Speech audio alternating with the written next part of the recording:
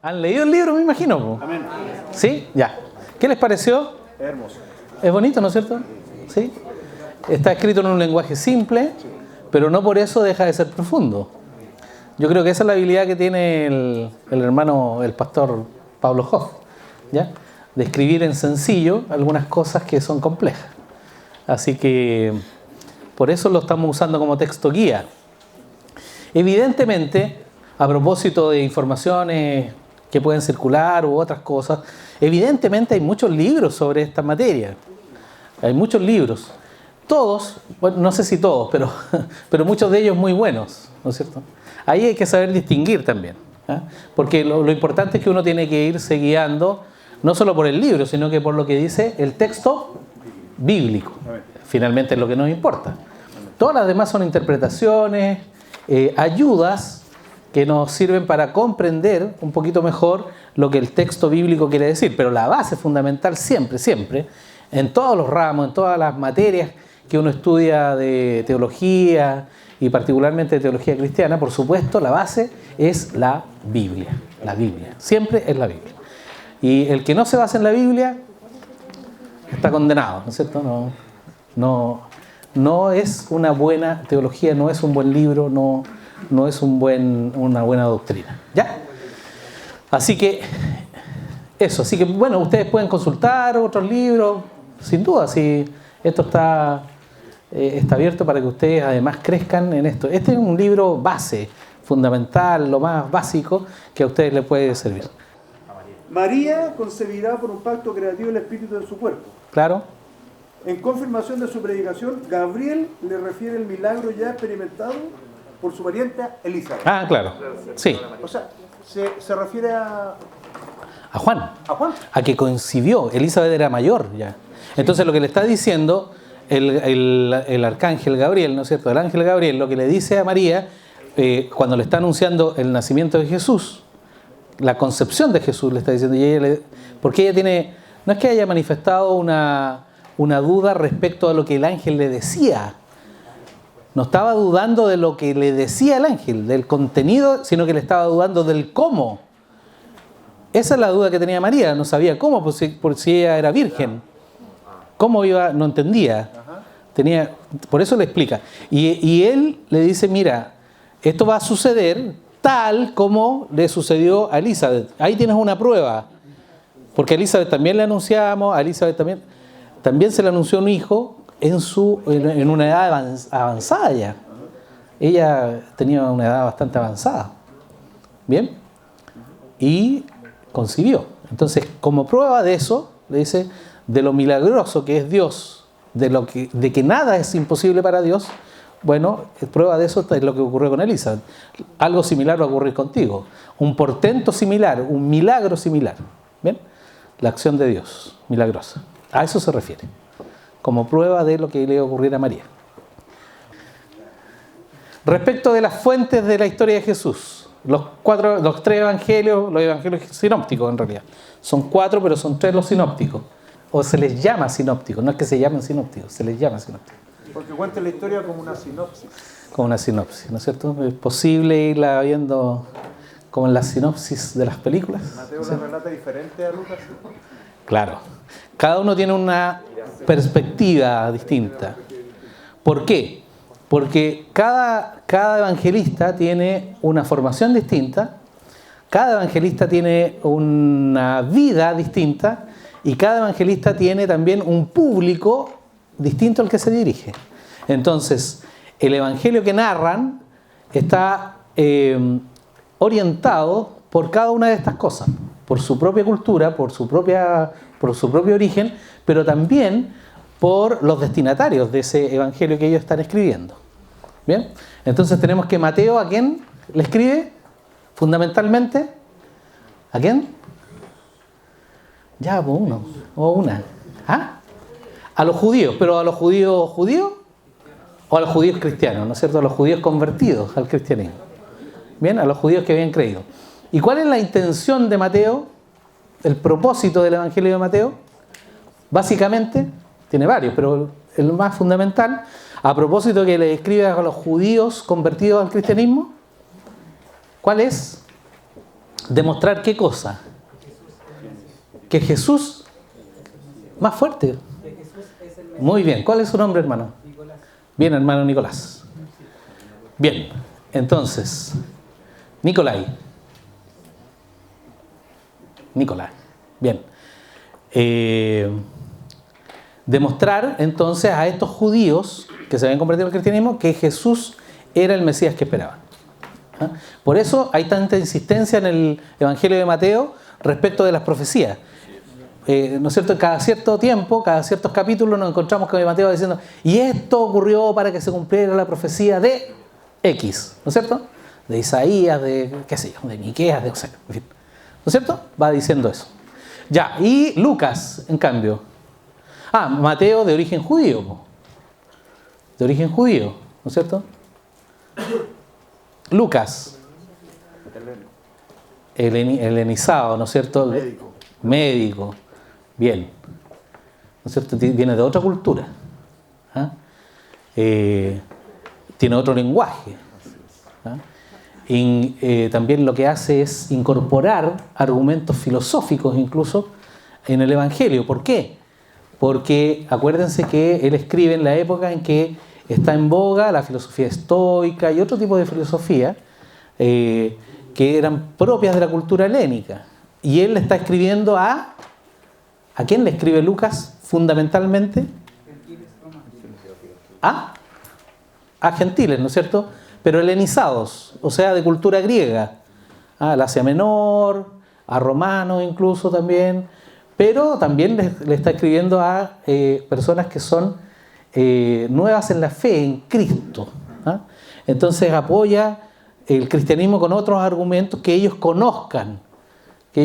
Por eso incorpora algunos elementos ahí, incluso de la filosofía neoplatónica, en fin. Bueno. Juan Marcos, acompañante de Pablo, ¿o no? ¿Y de quién más? ¿Pero de quién más? De Pedro, ¿no es cierto? Acuérdense que termina con Pedro, recibe las enseñanzas de Pedro, ¿no? ¿Se acuerdan de eso, no? ¿No se acuerdan? Marcos. Ya, pues, despierten. Despierten. ¿Y a quién le escribe Marcos? A romanos, ¿no es cierto? A los romanos. A él le escribe Marcos. Bien. A los romanos, a los cristianos que estaban en Roma. Bien.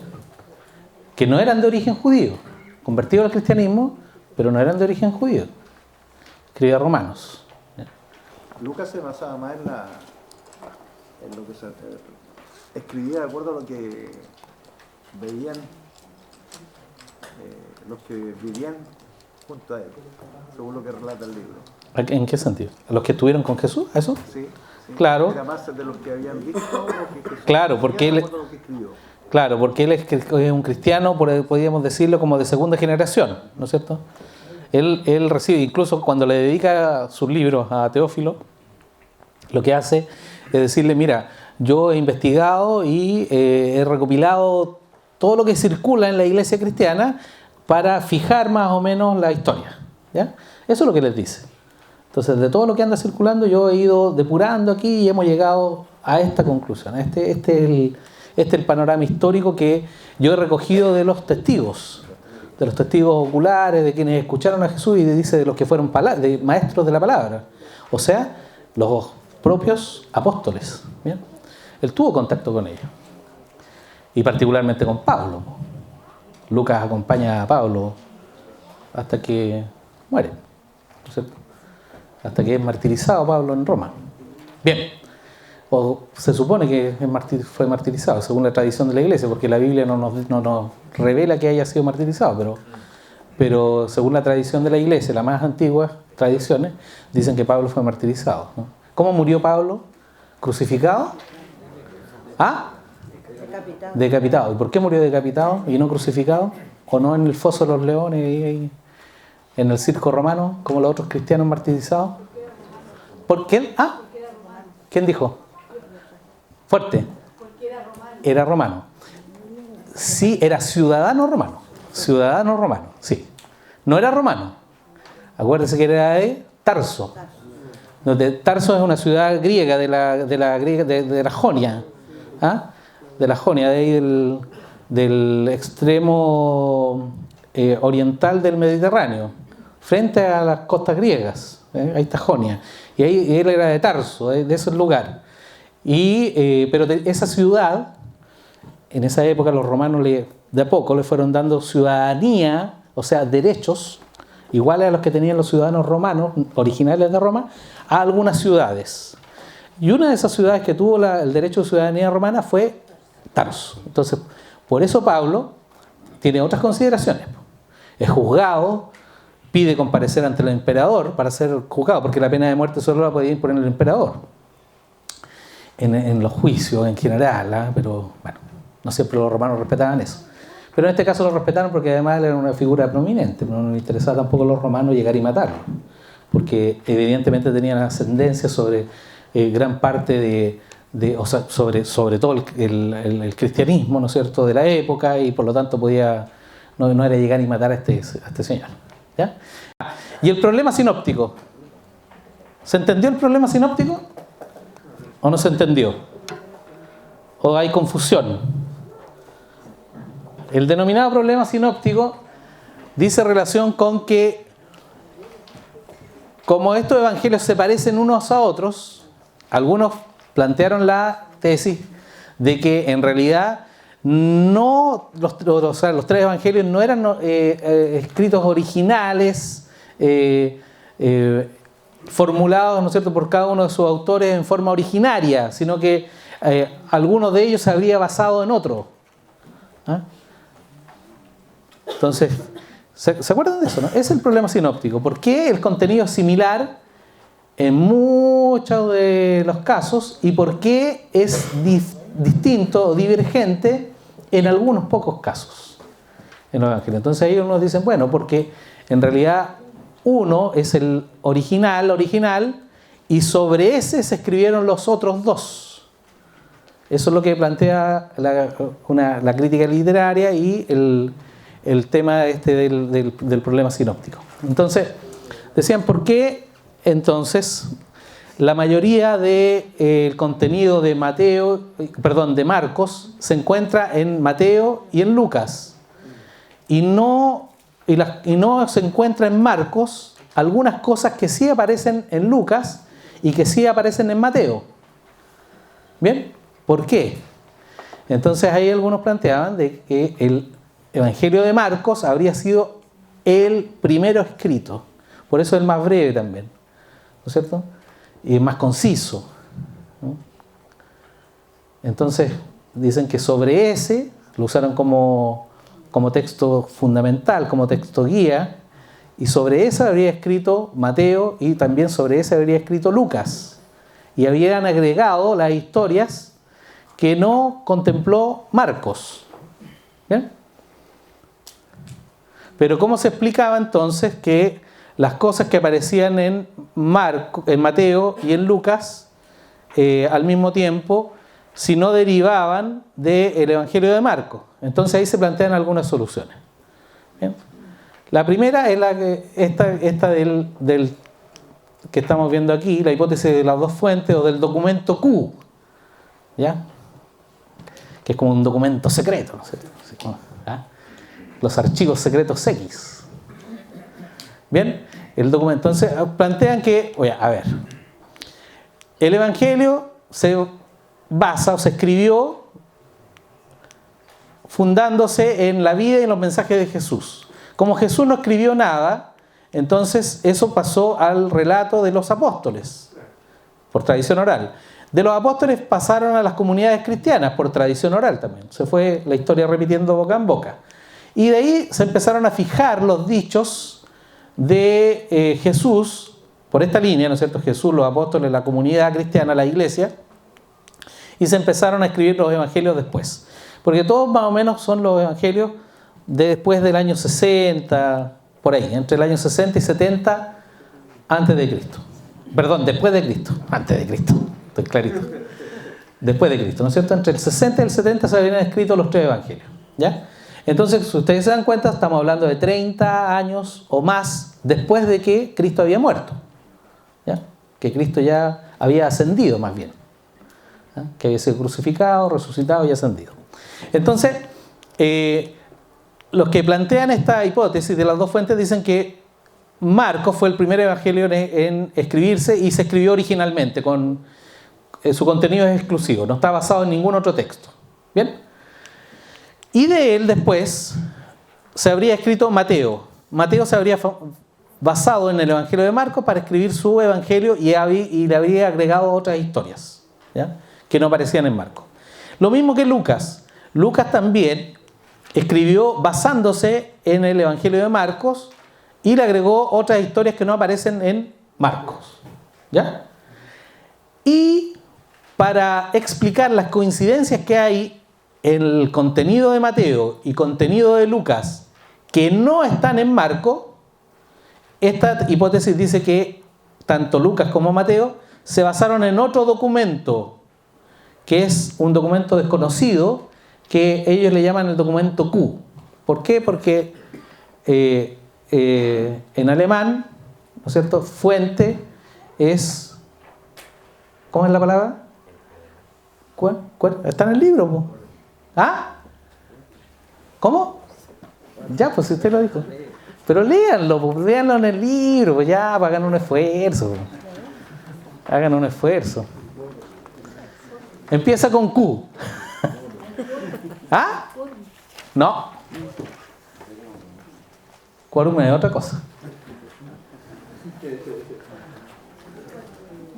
Está ahí por la fuente, pues ya. ¿Ah? Empieza, les doy el dato, empieza con Q, por eso le pusieron documento Q. Ya, tarea para la casa. Entonces este documento Q tendría esas otras historias que no aparecen en Marcos y que también le sirvieron de documento base a Mateo y a Lucas. Entonces, Mateo y Lucas, según esta hipótesis, habrían dispuesto de dos fuentes, por eso hipótesis de dos fuentes. Primera fuente, el Evangelio de Marcos, ya escrito. Segunda fuente, este otro documento, ¿ya?, del cual no hay registro, no quedó ninguna copia, y de ahí habrían sacado las otras historias que no aparecen en Marcos. Esa es la explicación que da esta hipótesis, la hipótesis de las dos fuentes. Pero aparte de la hipótesis de las dos fuentes, o de la fuente Q, para resolver el problema sinóptico, hay otras dos, por lo menos otras dos, hay más, ¿eh?, pero por lo menos otras dos que son más populares, dos hipótesis. ¿Cuáles son? Y a coro ustedes responden. ¿Ah? La hipótesis Agusti, ¿ya? Y la otra, la hipótesis, ya.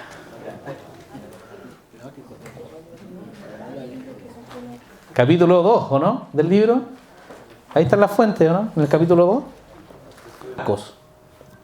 ¿Por qué? Porque Lucas expresamente reconoce que él escribe a propósito de recopilar fuentes, lo dice, ¿eh?, se lo dice a Teófilo, ¿no es cierto? Lo que yo he recopilado, lo que se ha dicho en la iglesia, esto es lo que yo he recopilado y esto es lo que yo he sistematizado. Él es un sistematizador de la historia. Lucas lo reconoce. Entonces no es de primera fuente. Mateo sí es de primera fuente, porque es discípulo de Jesús, directo, ¿no es cierto?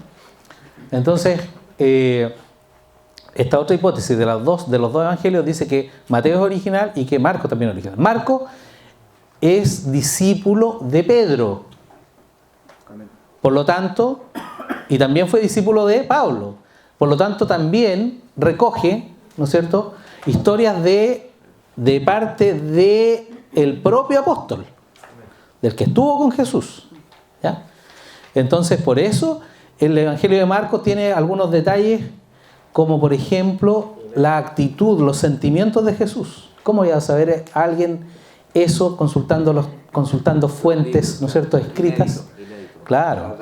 Entonces es un dato vivencial. Y ese dato vivencial se lo aportaron ¿quiénes? Los que estuvieron con Jesús. Los que estuvieron con Jesús, claro. ¿Sí? ¿Se fija? Entonces, por eso le da fuerza al argumento de que estos dos evangelios son originales, tanto Marcos como el de Mateo. Mateo escrito por el apóstol y Marcos escrito por el discípulo del apóstol. ¿Bien? Entonces, y después Lucas él mismo reconoce que es posterior. O sea, además, evidentemente que es posterior, porque Lucas viene de otro lado. ¿Bien? Viene de otro lado, se hace cristiano, ¿bien? Muy joven en todo caso, pero él es fundamentalmente discípulo de Pablo. Y ya sabemos que Pablo se hace discípulo de Cristo después de la muerte de Cristo. Sí. ¿Bien? Entonces, todas las vivencias personales anteriores las tienen los otros apóstoles. ¿Bien? Los otros apóstoles. Jesús ya nació, ¿bien? Creció.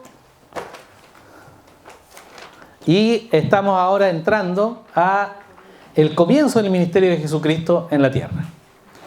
Entonces, hay una etapa de preparación, primero, antes de que Jesús inicie derechamente su ministerio, ¿no es cierto?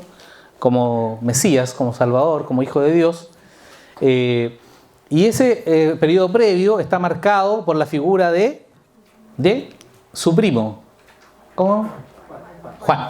¿No es cierto? Juan el Bautista. ¿Bien? Porque bautizaba. Obvio. ¿Bien? El Evangelio de Lucas, nuevamente aquí está la respuesta a la pregunta que estaba haciendo delante, una de las respuestas. El Evangelio de Lucas es el único que nos aporta datos históricos, verificables por otras fuentes, ¿no es cierto?, que nos ayudan a establecer más o menos la cronología en que estos hechos se fueron desarrollando. ¿Bien? O sea, nos da el tiempo, más o menos. Porque él se refiere a ciertos personajes históricos que están registrados no solamente en la Biblia, en el Evangelio de Lucas, sino que además en otras fuentes históricas. Se sabe de su existencia por esa otra fuente histórica. ¿Bien? Y nos da alguna cronología, porque nos dice que Juan va a comenzar su ministerio cuando Tiberio César, el sucesor del emperador Augusto, ¿no es cierto? Tiberio accede al imperio y dice que él va a ser emperador del año 14 en adelante, ¿eh? Pero dice que en el año 15, ¿ya? Juan comenzó su ministerio. En el 15 del imperio de Tiberio, o sea, estamos hablando 14 más 15, más o menos entre el 28 y el 29 por ahí, Juan inició su ministerio, ¿ya? Su predicación. De ahí en adelante. Entonces ya tenemos una referencia cronológica. ¿Bien? ¿Y cuánto tiempo duró el ministerio de Jesús? Bueno, los evangelios mencionan algunas fiestas. Pero el evangelio nos dice, Cristo empezó su ministerio en tal fecha y la terminó en tal fecha. No lo dice así, ninguno. ¿Bien? Pero hay ciertos datos que nos sirven como referencia para ir estableciendo más o menos cuánto tiempo ejerció su ministerio Cristo en la tierra. ¿Bien? Ese es más o menos el tiempo en que Jesús predicó. ¿Ya? Desde que está en Nazaret, ¿no es cierto?, da su primer discurso en Nazaret hasta que es crucificado. Pasan más o menos unos 3 años y medio. ¿Bien? Ya saben ustedes, porque leyeron lo del nacimiento de Jesús, que la cronología está un poco corrida. ¿Ah? Está un poco corrida porque el censo se habría hecho. El censo que ordenó Augusto César habría sido hecho en la época de un gobernador romano, bien, en Palestina, en Cesarea particularmente, que es de nombre no me acuerdo, ya no me acuerdo el nombre bien, Serenio. Bien, en esa época. Y ese gallo fue gobernador más o menos del año 6 para adelante, ¿ah? Antes de Cristo, 6 antes de Cristo. Entonces Jesús, y dice ahí que el censo fue hecho en tal época, entonces Jesús habría nacido más o menos entre el 5 o el 4, o algunos dicen el 3 antes de Cristo. O sea, lo más probable es que unos 4 años antes de lo que se considera como el año de nacimiento de Cristo. ¿Bien? Y ustedes ya saben que el error lo cometió, ¿quién? Mucho después, en el siglo IV, un sacerdote que hizo los cálculos cronológicos y dijo, ya, este es el año primero de la era cristiana, desde que el nacimiento de Cristo lo va a poner el año 1. de ahí para adelante, ¿no es cierto? Y ahí se perpetuó después el error, y es un error que no se puede resolver, po. ¿O ustedes creen que sería fácil quitarle 3 años a la humanidad? No es fácil. Pareciera fácil. Dirían, sí, pues no cuesta nada. Es decir, que el año 1 antes de Cristo en realidad es el 3 antes de Cristo. ¿Ah? Hay que correr toda la historia. Exactamente. Hay que correr toda la historia de la fundación de Roma, todo. ¿Digo? Cronológicamente Jesús no nació en el año 0. No, pues no existe el año 0. Existe el año 0. No. Entonces, ¿cómo se puede explicar 4? Lo que pasa es que ellos contaban, ustedes tienen que, mire, yo para comprender esto tuve que hacer el siguiente ejercicio. No es que el año 1 sea el año 1, sino que es el año primero. El año primero. Es primero. Dentro del año primero. Dentro del año primero. Eso es. Porque ¿Bien? surge la inquietud. Claro. Surge la inquietud. Sí, pues. Entonces, igual que... ¿Cuándo nació Jesús? ¿El 25 de diciembre? También No, eso es posterior. Claro. Eso es del siglo IV, después de Constantino, incluso. Después incluso de Constantino. No habría sido exactamente un 25 de diciembre. No se sabe la fecha. Entonces, eso... Sí se puede saber, o se conjetura más o menos precisamente, un poquito más preciso, la fecha de su crucifixión, que puede haber sido el 7 de abril. ¿No es cierto? ¿Por qué? Porque la crucifixión, se relata en los evangelios, que fue realizada exactamente por el calendario de la fiesta, en la víspera de la Pascua. La Pascua, y en ese año, y dice que era día viernes, porque la Pascua coincidía con el sábado. Y según el calendario hebreo, ¿no es cierto? Si uno lo echa para atrás, ¿cuándo coincidió en esa época que la Pascua fuera el sábado? El año 30. El año 30. ¿Bien? El año 30, el 14 de Nisan, que es el día de la Pascua de los judíos, fue día sábado. ¿Y el 30 coincide? El 30. El año 30. El año 30, el 14 de Nisan, fue día sábado. Y Cristo fue crucificado la víspera, o sea, el viernes. Y ahí cuadra los 33 años de Jesús. Y los 3 para atrás. Exactamente. Ahí está. Sería abril. Está, entre medio. A ver, acuérdense ustedes, no sé si lo han estudiado ustedes, pero el calendario hebreo, igual que otros calendarios de otras civilizaciones antiguas, era lunar. No es solar, es lunar. Entonces se guiaba por las fases de la luna. Cada 28 días, los meses duraban más o menos 28 días. Y le hacían unos agregados. Lo mismo que hacían los romanos con el calendario anterior, el calendario juliano. Bien, entonces, y le iban agregando, le agregaban ahí fiesta entre medio y, en fin, para poder calzar ese calendario lunar con el año solar, que marcaba las cosechas, que marcaba los tiempos agrícolas, las siembras, las cosechas. Eso seguía por el calendario solar. Entonces, para poder calzar el calendario solar, que mandaba las actividades agrícolas que eran sumamente importantes en esas civilizaciones, era la principal actividad, la agricultura. ¿No es cierto? Para calzar ese calendario con el calendario civil, que era un calendario lunar, le agregaban algunos días, algunas cosas, algunas fiestas para poder completarlo. ¿Me entienden? Ya, pero el hecho es que Jesús habría sido crucificado el año 30, más o menos el día 7 de abril del año 30. Según, si nos basamos en esto de que el 14 de Nisan cayó el día sábado, el año 30. Entonces, estamos más o menos claros, ¿no? Bien. Sigamos. Un poquito más rápido. Aquí estaba lo que estábamos hablando, pues. ¿Ves? 14 de Nisan en el calendario hebreo cayó en el día 30. Entonces, la víspera habría sido el día 7 más o menos de abril del año 30, cuando Jesús habría sido crucificado. ¿Ya? Paréntesis, porque siempre a mí me preguntan, no aquí, pero en algunas iglesias me preguntan, ¿y por qué se va corriendo la Semana Santa? Bueno, es por eso. Porque seguía por el calendario, no, por el calendario lunar. La Iglesia Católica seguía para fijar la fiesta, y acuérdense que era la única iglesia que existía hasta antes de la separación, bueno, ya, pero en Occidente estamos hablando, hasta antes de la separación de Lutero, ¿no es cierto? 1517. Hasta antes de eso era la única iglesia, entonces por lo tanto marcaba los tiempos.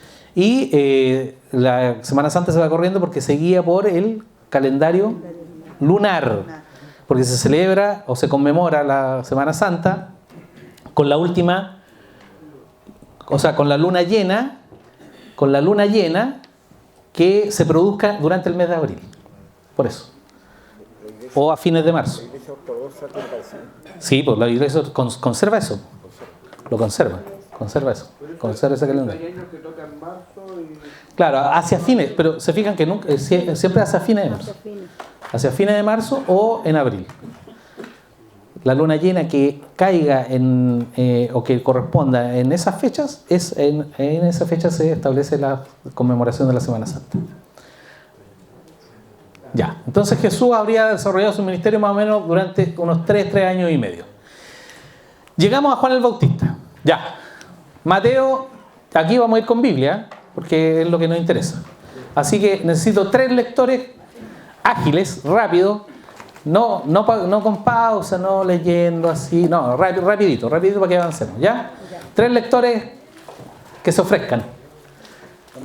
Ágiles, ya, aquí tenemos al hermano Reinaldo. 1, ya, nuestra querida hermana ya, y ya, pastor, ven. ¿Ya? Entonces, Mateo, Marcos, Lucas, ¿ya? Bien, aquí tenemos a Juan ya en acción, ¿bien? Entonces, de todo esto podemos sacar varias cositas. Primero, Juan era un profeta, ¿bien?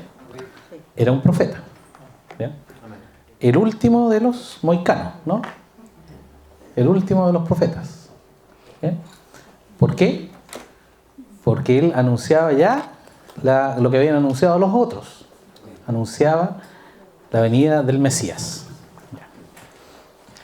Pero sin embargo era un hombre, aquí dice, ¿no es cierto?, el texto, áspero, pero que sin embargo predicaba con mucha autoridad. Perdón. Es decir, el último de los profetas, ¿se está refiriendo que no podría haber más después? No, pero profetas que anunciaban al Mesías, a eso me refiero. La actividad profética sigue en la iglesia, pero no profetas como estos, que anuncian al Salvador. ¿Qué dice la Biblia respecto de Juan? Yo le respondo con una pregunta. Y no ha habido hombre como Juan. Ninguno, ni Moisés, ¿eh? La Biblia lo dice. Ni siquiera el profeta que le fue entregada la ley. La Biblia dice, y no ha habido hombre como Juan. Como Juan.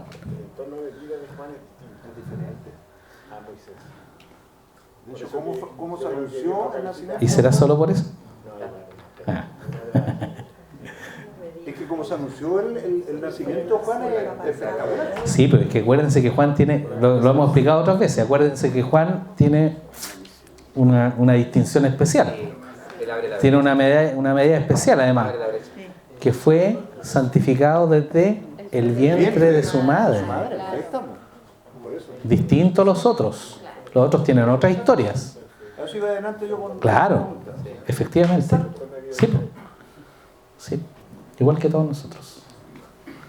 Fíjense ustedes que Wesley, otra vez Wesley, si Wesley era bastante inteligente. Hay un sermón de él que se refiere justamente a la administración de los recursos. Y él dice que en las finanzas personales, no de la iglesia, en las personales, él recomienda, dice, aparta de ella todo lo que necesites para vivir sencillamente.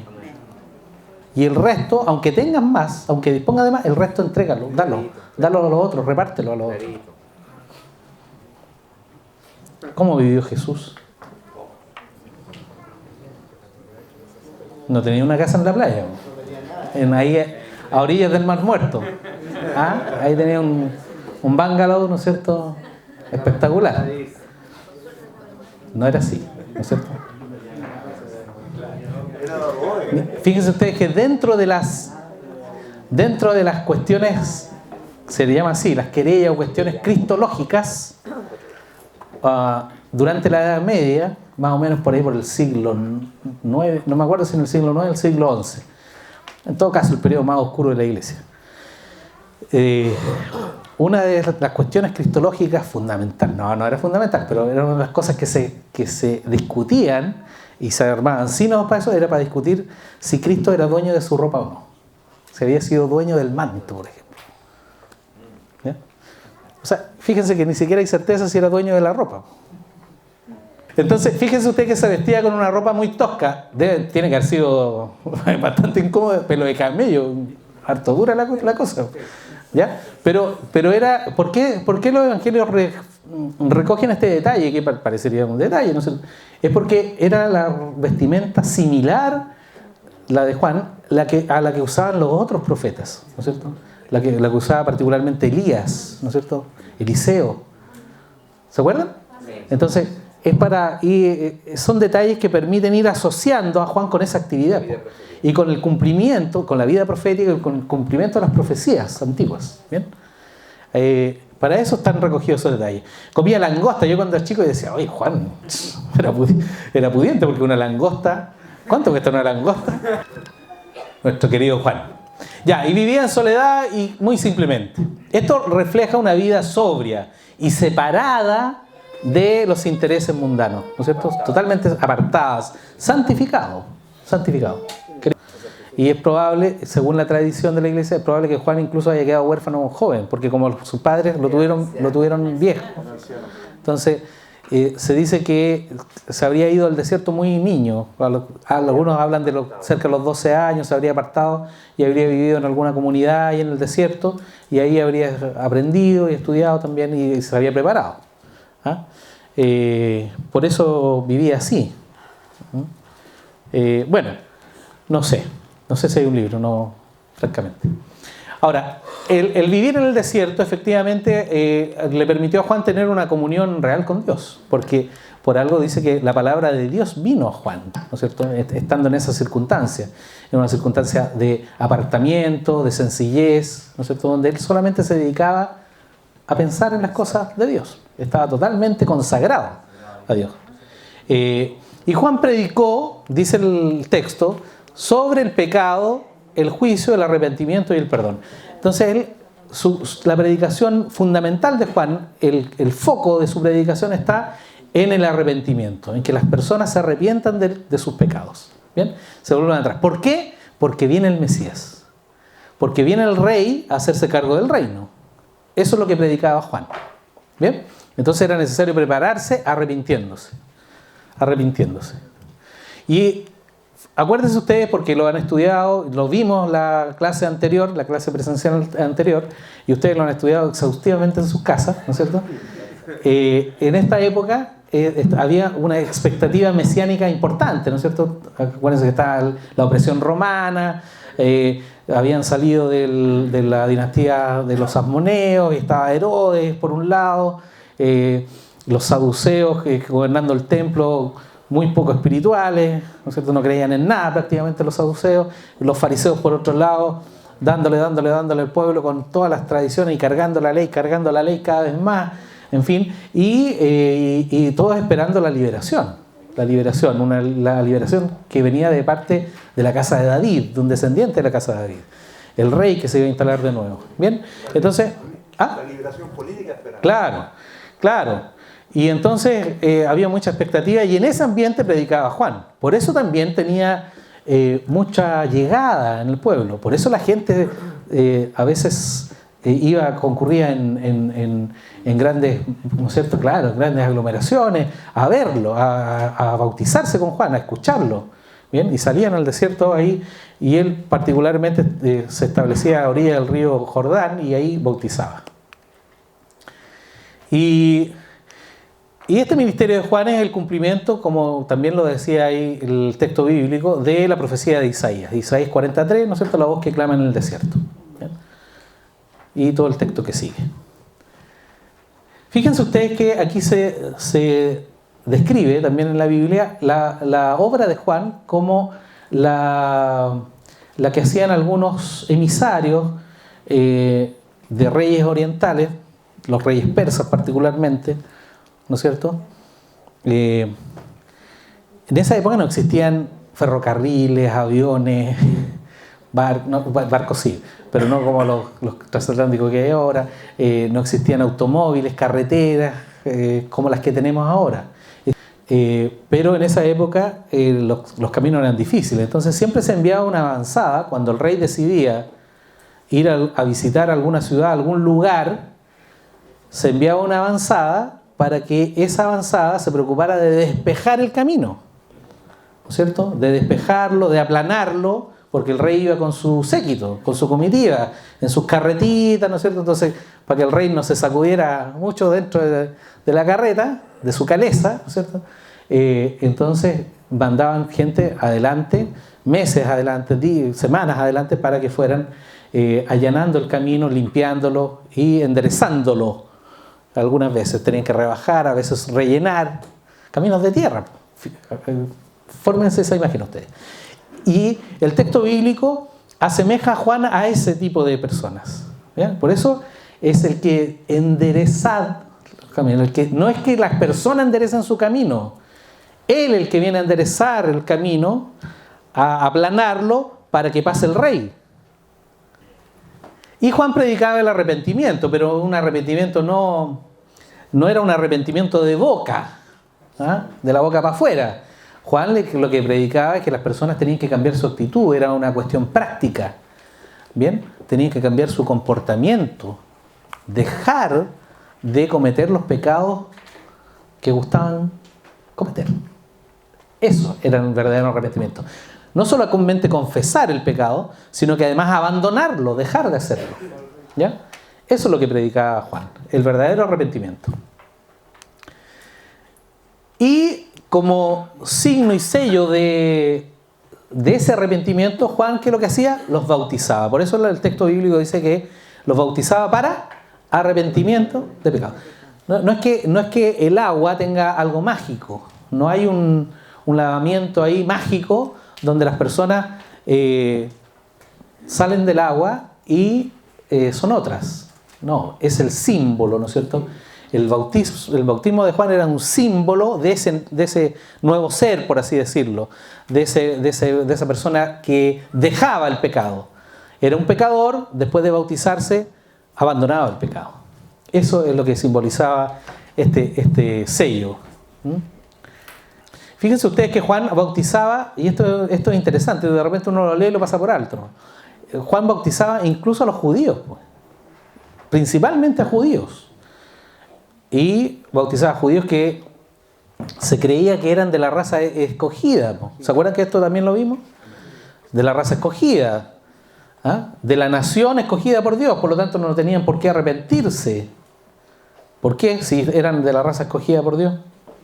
¿Ya? Les dice generación de víboras. Exactamente, y a los fariseos que iban, porque ellos se creían justos. ¿Por qué? Por el solo hecho de ser hijos de Abraham. Por eso el texto dice que eran hijos de Abraham.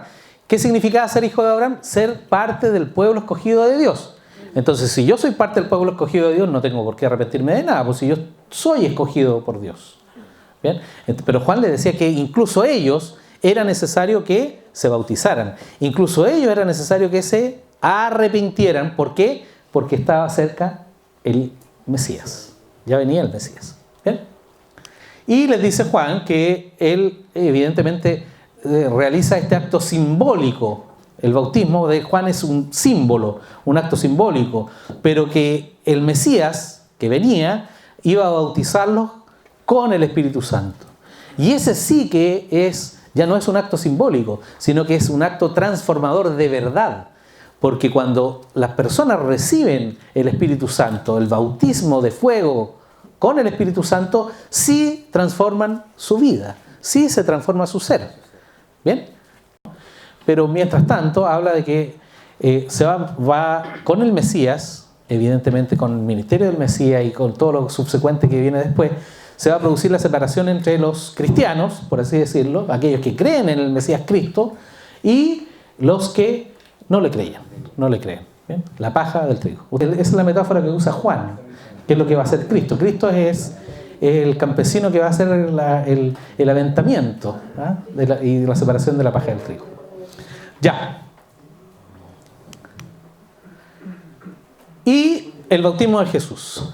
Esto no lo leímos, ¿no? No. Ya. Bautismo de Jesús. ¿Qué hora es? Nos quedan 15 minutos. Mateo 3, del 13 al 17, Marcos 1, del 9 al 11 y Lucas 3, del 21 al 22. Aquí tenemos entonces el bautismo de Jesús. Si Juan predicaba el bautismo de arrepentimiento de pecados, eso es lo que predicaba Juan, decía, somos pecadores, son pecadores, arrepiéntanse de sus pecados. ¿Por qué? Porque viene el Mesías. ¿Por qué Jesús, que era el Mesías y por lo tanto libre de pecado, por qué se bautizó? Si no tenía nada de qué arrepentirse. Esa es la pregunta. Vamos a ver la respuesta. ¿Bien? Fíjense ustedes que aquí Juan, la Biblia lo dice, ¿eh? Cuando ve a Jesús, él ve que es alguien especial. Ve la presencia, ¿no es cierto?, de la paloma, el Espíritu Santo, pero aún Juan no está seguro de que él sea el Mesías. ¿O sí? ¿O Juan cachó al tiro que era el Mesías? No, porque acuérdense que después le manda a preguntar a los discípulos, que después terminan siendo discípulos de Jesús. Entonces, le manda a preguntar ¿qué? ¿Qué les dice? Si él era el que iba a venir. Si él era el que había de venir. Dígame. ¿Por qué Juan entonces le pide que fuera bautizado por él? Porque él sabe que es alguien especial, que es mayor que él, pero todavía no tiene la certeza de que sea el Mesías. Por eso manda a preguntar. Los discípulos no tenían la... No, pues si por algo le manda a preguntar. Sí, pues. Pero ellos querían convencer. No, es Juan. Es Juan. Juan les manda, le dice, vayan ustedes y pregunten. ¿Y dónde estaba Juan? Estaba en la cárcel. Es después de esto. Sí. Es después de esto. Es cuando Herodes ya se siente con lo suficiente poder, ¿no es cierto? Y ve que el ministerio de Juan también iba declinando, si no era tonto. Uno le iba a mandar a arrestar cuando toda la gente seguía a Juan, sino que cuando ya Juan, su prédica empezó a menguar, ¿no es cierto? La gente ya no lo pescaba mucho, entonces lo aprovechó de agarrar y lo metió en la cárcel. ¿Bien? Y cuando está en la cárcel, como había pasado ya un poco de tiempo entre el bautismo de Jesús y ese hecho que él está en la cárcel, va y para asegurarse le manda a preguntar, ¿no es cierto?, si él era el Mesías. ¿Bien? Así como para estar más tranquilo. La condición de Juan era diferente. En ese momento, cuando él manda a preguntar, Juan tenía una situación distinta ahí en la cárcel. Claro. Estaba sufriendo, pasando hambre. Y no sabía lo que pasaba afuera tampoco. Exacto. Eso lo hizo aparecer en la parte humana de Juan. Bueno. Que era La diferente, humanidad de Juan. diferente al mensaje que estaba entregando. Por eso no sabía bien. Quería tener certeza en realidad. Él escuchó. Después entró en la duda. Pero no, ojo, pero espéreme aquí. Este es mi hijo amado, en quien me complazco, o el que me entrega complacencia. Por eso dicen en quien tengo complacencia. ¿Ah? En el que me contenta, el que me da alegría. Eso es lo que quiere decir. Bien, este es mi hijo amado. ¿Significa este es el Mesías prometido? No significa lo mismo. No, pues, exactamente. No, pues. El propio Jesús esconde, vamos a verlo, ¿no es cierto? No es que lo esconda, sino que prudentemente Él va revelando de a poquito que Él es el Mesías. De hecho, en los primeros milagros, Él les dice a la gente, no digan nada, anda y alaba a Dios. O al ciego le dice, anda al templo. Pero no cuenten nada de esto, no cuenten quién lo hizo ni nada. ¿Por qué? Porque no quería revelarse todavía como el Mesías. Porque la expectativa del Mesías, como decía el hermano Reinaldo, él tenía que preparar, ejercer su ministerio, porque tenía que explicar que este Mesías no era un Mesías que venía a liberar políticamente a la nación judía, a darle la independencia política del Imperio Romano. No, era un Mesías que venía a liberar al mundo, a todas las naciones incluso, del pecado y no de la opresión política. Entonces, por eso él no se revela desde un principio como el Mesías, porque si no, apenas apareció en el Jordán, yo soy el Mesías, bautízame. No es así. pero es que es antes de mí, porque es antes que yo, ¿no es cierto? Pero no estaba seguro todavía de que él era el Mesías libertador del pueblo judío. ¿Me entiendes? Por eso le pregunta después. Por eso, cuando lleguemos a esa parte, vamos a volver sobre esto, ¿ya? Y vamos a comprender algunas cosillas. Pero el ministerio, la revelación de Jesús como Mesías es progresiva también durante su ministerio. Es más, Jesús no les dice yo soy. No les dice. Les relata los hechos. Nunca lo dice, hasta después muy avanzado, sino que le dice, ve las cosas que hago. Jesús la reclama, ¿no es cierto? Dice, bueno, nadie es profeta en su propia tierra, así que me tengo que ir de aquí. Evidentemente, porque las personas que conocen íntimamente a alguien, les cuesta creer que ese alguien es otro, y no el que conocieron, no el con el que jugaron a la pelota, por ejemplo, ¿no es cierto? A mí me ocurre, y a todos nosotros tenía que habernos ocurrido, ¿no es cierto? Cuando uno ya toma, como San Agustín, de Hipona, no es que me esté comparando con San Agustín, pero, ¿no es cierto? Cuando uno toma o retoma ya definitivamente y con más fuerza el camino del Evangelio, ¿no es cierto? Sus amigos no... Oye, ¿qué te pasa? ¿Qué onda? ¿Ah? ¿Ah? No es el mismo. Entonces cuesta que le crean. Sí, pues, él supo que era alguien especial, que tal vez era el Mesías. Lo dice más Juan se le oponía. ¿Ah? Hubo un diálogo, dice, lo único Sí, que Mateo es el único que porque él lo reconoce como mayor que él, porque incluso después ya lo confirma cuando la voz habla, po. Y no es cierto, y dice, este es mi hijo amado, pero sería el Mesías, no estaba del todo seguro, porque si no, no lo hubiese mandado a preguntar. Si no, eso hubiese estado de más, esa pregunta. ¿Me entienden, no? Entonces, claro, él a lo mejor estaba casi seguro. Un 99,9%, pero como estaba pasando el tiempo y él estaba en la cárcel, estaba afuera, no sabía lo que pasaba. Oye, ¿eres el Mesías? Y Jesús ni siquiera le responde, sí, soy el Mesías. Le dice, los ciegos recobran la vista, ¿no es cierto? ¿Ah? Díganle eso. Díganle eso. Sí. Ahora, no hay que olvidar que Juan era solo un hombre. ¿Bien? ¿Estaba lleno del Espíritu Santo? Sí. Pero era un hombre. Por lo tanto, no compartía las virtudes y todas las características que tiene la divinidad. Una de ellas es la omnisciencia. ¿Se acuerdan? Él no era omnisciente. Él recibía, como dice nuestro pastor, ¿no es cierto?, revelación, pero evidentemente como ser humano tal vez tuvo duda. O sea, es evidente que tuvo alguna duda, porque por algo le mandó a preguntar a Jesús. Es evidente. ¿Ya? Claro. Cristo, y tampoco revela su divinidad, tal como usted dice. La va revelando progresivamente. Acuérdense que Pedro, que el que le dice, yo creo que tú eres Cristo, el Hijo del Dios vivo, después lo niega. Entonces, sí, pues. Claro. Entonces la plena revelación de Cristo se produce con la resurrección. Y la más plena revelación de Cristo se produce con la ascensión. Cuando ellos presencian eso, pierden todo el miedo. Por eso morían felices después. Por eso les daba, no es que les diera lo mismo morir, pero morían con tranquilidad. Morían con tranquilidad porque habían presenciaron a Jesús ascendiendo. Entonces después de eso, da lo mismo. Todo da lo mismo.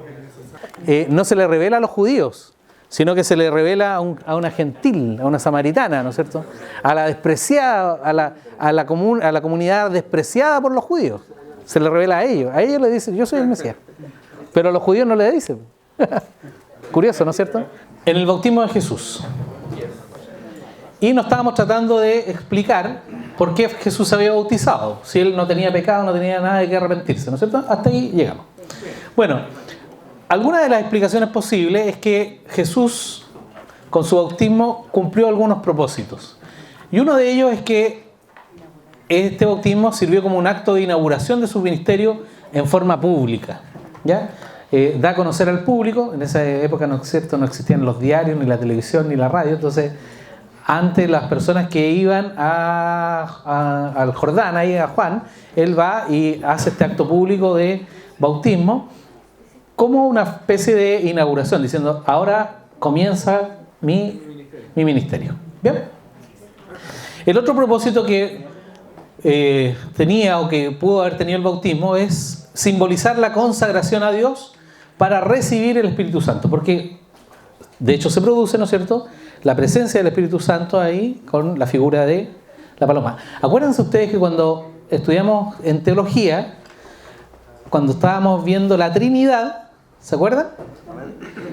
Uno de los ejemplos que pusimos de la presencia o de la prueba de la Trinidad en el Antiguo Testamento era el bautismo de Jesús, porque ahí estaban las tres personas presentes, ¿no es cierto?, o actuando más bien, porque estaba el Hijo recibiendo el bautismo, la paloma descendiendo que simbolizaba el Espíritu Santo y la voz de Dios Padre que se escucha, ¿no es cierto?, no solamente la escucha Cristo y Juan, sino que toda la gente que estaba ahí alrededor escuchando eso. Bien, entonces ahí teníamos como una de las pruebas de la Trinidad en el Antiguo Testamento, o sea, perdón, en el Nuevo Testamento. Bien, ya.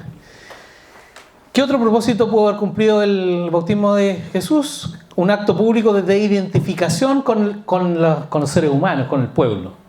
Claro, porque también era para cumplir la profecía que el mismo Isaías había dado anteriormente. Fue contado con los pecadores. Claro, siendo el Cordero de Dios perfecto, ¿no es cierto?, Él se identifica con los seres humanos. No siendo pecador, Él se identifica con nosotros, pecadores. Y es una forma simbólica, entonces, de representar la humanidad de Cristo también. ¿Bien? El otro propósito es que Jesús se bautizó para aprobar públicamente o aprobar públicamente la obra de Juan el Bautista. O sea, es como respaldar, es dar un certificado de que lo que Juan estaba haciendo era correcto, adecuado y deseable, ¿no es cierto? Y que era lo que tenía que hacer. Y en lo que leímos ahí tenemos la presencia de Dios, ¿no es cierto?, que está aprobando y confirmando que Jesús era su Hijo. Y fíjense aquí que esto es importante, porque Jesús está como ser humano. Es perfectamente Dios, ya esto también lo vimos cuando vimos Cristología, ¿se acuerdan? Es perfectamente Dios, pero también es perfectamente hombre. Entonces es un ser humano que necesita la guía y la dirección constante y la dependencia del Espíritu Santo. Porque Jesús, Dios, está, por así decirlo, inhibido en él, porque Jesús está experimentando la humanidad. Está experimentando la humanidad. Y de hecho, durante su paso en la tierra, él experimenta plenamente la humanidad. Nace, crece, se desarrolla, ¿no es cierto?, intelectual, físicamente, como nos desarrollamos todos nosotros, igual que nosotros. ¿Bien? Sufre, siente cosas como las sentimos los seres humanos. ¿Y por qué tiene forma de paloma? Bueno, eso es típico, ¿no es cierto?, en las escuelas dominicales también se nos explica, porque tal vez... No sabemos bien, pero es una explicación plausible, razonable, porque como este animalito, esta ave simboliza la pureza, la fragilidad, ¿no es cierto?, y la humildad. Eso quería reflejarse. El poder es un poder del Espíritu Santo que es humilde, no es avasallador, no es ostentoso. Llegamos a la tentación de Jesús. Después de ser bautizado, Jesús es impulsado, dice la Biblia, por el Espíritu Santo y es impulsado a ir al desierto, a apartarse, ¿no es cierto?, a consagrarse, a un ejercicio de consagración, un ejercicio espiritual. Y ahí pasa 40 días en ayuno, ¿bien?, y seguramente en contacto y en meditación y en oración, en fin, y en contacto con Dios. Bien, la tentación. Entonces, aquí vemos cómo en Jesús obra el Espíritu Santo. En este Jesús, también hombre, acuérdense. Jesús, en su divinidad, era imposible que sufriera la tentación. ¿Bien? Pero ya dijimos que Él, en su experiencia terrenal, inhibe, por así decirlo, ¿no es cierto? No sabemos bien cómo explicar, en fin.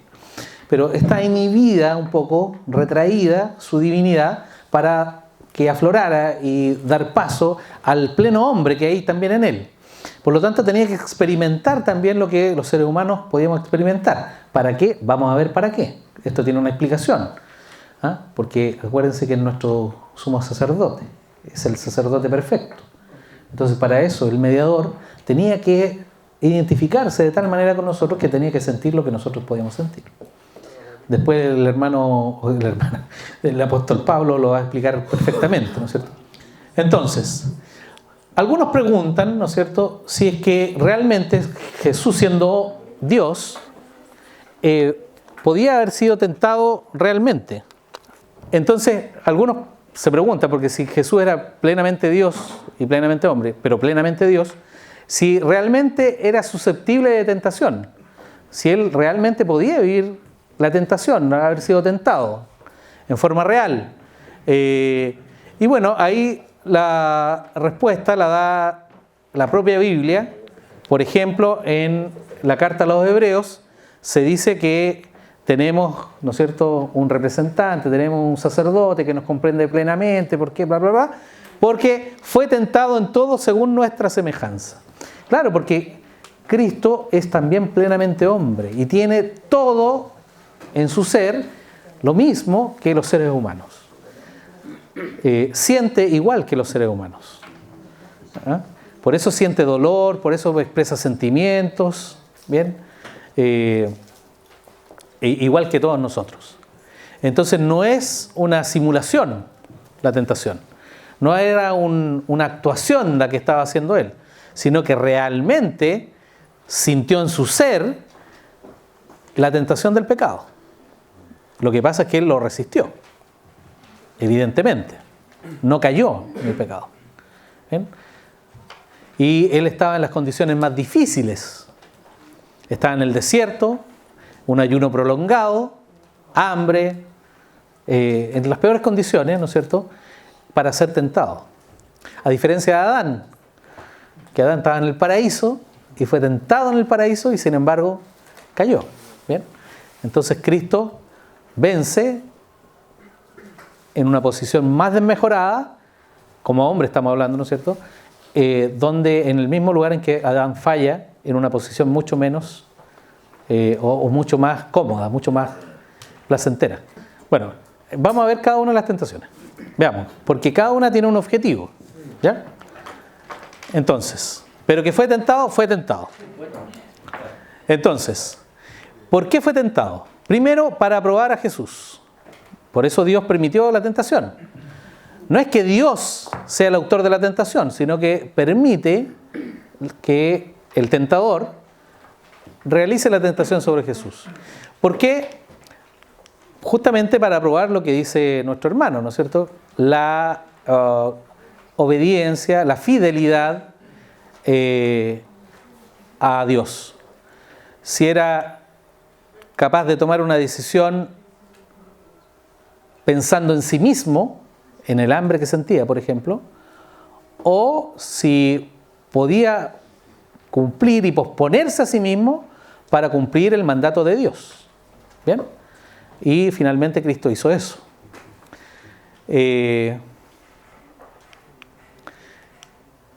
Otro propósito es para que Jesús experimentara lo que experimentan los tentados por el diablo, a fin de que se compadeciera de ellos en sus tentaciones. Hebreos 4, del 15 al 16. Por eso es nuestro intercesor, porque sabe perfectamente, y por eso tiene compasión de nosotros. ¿Bien? Porque sabe perfectamente lo que nosotros podemos sentir. Conoce las debilidades, pero no lo conoce todo. Porque Él no es Dios. No es omnisciente. Conoce algunas cosas. Y por eso es que nosotros podemos resistirla. Es más, la Biblia nos dice perfecta y claramente, y Jesús nos da el ejemplo, que nosotros podemos vencer al diablo. O sea, el tentador, el diablo y los demonios no son superiores a nosotros. Así es. No son superiores a nosotros si es que nosotros nos apoyamos en quien tenemos que apoyarnos. Así es. Ojo. Entonces, claro, el diablo es poderoso, pero no es todopoderoso. No es todopoderoso. ¿Puede subyugarnos y esclavizarnos? Sí puede. ¿Pero podemos resistirlo? Podemos resistirlo. Tenemos las armas para hacerlo. Lo que pasa es que hay que acudir a esas armas y saber utilizarlas en contra de él. ¿Ya? Y no todo lo sabe, ni no todo lo conoce de nosotros. Porque el único que todo lo sabe de nosotros y todo lo conoce de nosotros es Dios. Porque Él es el único omnisciente. ¿Bien? Nunca hay que perder de vista que el diablo y los demonios son creaciones de Dios. Son criaturas. Igual que nosotros. Igual que nosotros. ¿Con más poder? Sí. Y no. Porque Dios nos da el poder de vencerlo. El poder de vencerlo, ¿no es cierto? Ya desde Caín, Dios le dice, tú tienes el poder para señorearte del pecado, o sea, para dominar el pecado. Desde Caín, esta es la advertencia. Lo que pasa es que cuando uno peca, se hace más difícil abandonarlo, porque uno se va alejando cada vez más de la comunión con Dios. Y lo que nos permite resistir el pecado es precisamente la comunión con Dios. Cuando uno peca, se aleja de Dios, se aleja y cada vez más. Entonces por eso es más difícil resistir.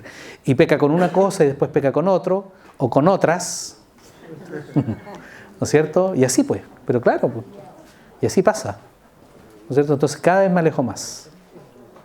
Por eso tenemos que volver. Ya.